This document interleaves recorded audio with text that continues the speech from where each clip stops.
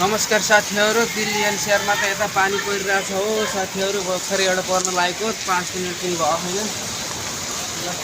हेर्न सक्नुहुन्छ मान्छेले छाता ओढादेखिलाई केटाकेटी गर्नलाई पानी चाहिँ एकैछिन परिरहेछ हो साथीहरूलाई हेर्न सक्नुहुन्छ। म बाल्कनीबाट हजुरहरूलाई देखाउन गइरहेको छु। कत्नसम्म देखिन्छ भन्ने कुरो त थाहा भएन, तर पानी परेको त पक्कै पनि हजुरहरूले देख्ने होला।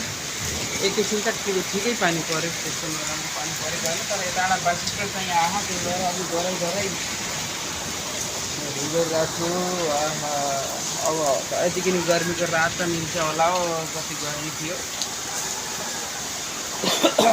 अब जस केही समय भए पनि यस्तो रात मिल्छ होला। यहाँ त मोबाइलमा पनि पानी पर्नु लाग्यो साथीहरूलाई। अरू के छ साथीहरू, तपाईँहरूकोतिर के छ, के गर्दै हुनुहुन्छ? चाय नास्ता भयो कि भएन? तर मेरो चाय चाहिँ भएन। पानी सानी प्याएर त्यसपछि त्यहाँबाट केही सानोतिनो काम गरेर त्यसपछि त्यहाँबाट फेरि अब बनाइदिनु गरे हो। अब बनाएर जे हो पिलियो, चाय नास्ता सबै गरिदियो। तपाईँहरूले के गर्दै हुनुहुन्छ ल भन्नुहोस्। म त कहीँ लाग्नु अब यतातिर भिडियो बनाउनेतिर केला पानी आएको सबैलाई खबर दिइहाल्नु पऱ्यो है भनेर दिँदैछु। चलो हेर्नु अरू त्यतातिर के कसो छ भन्दै गर्नुहोस्।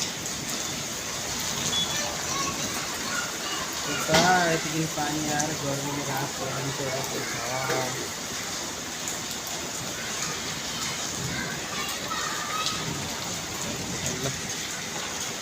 तपाईँहरूकोतिर के कस्तो छ हो? यतातिर त पानी आयो, कता कतै कस्तो छ, गर्मी छ, काम लाखन पानी आएन।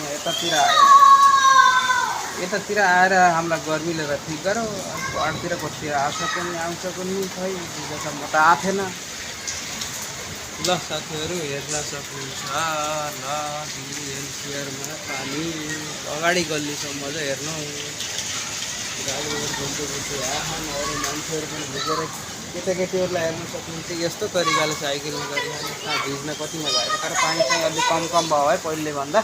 तर कति बेर कति टिप्ने थाहा छैन भन्दै यस भिडियोबाट बिदा चाहन्छु। हस्त अघिल्लो भिडियोमा भेटौँला साथीहरू।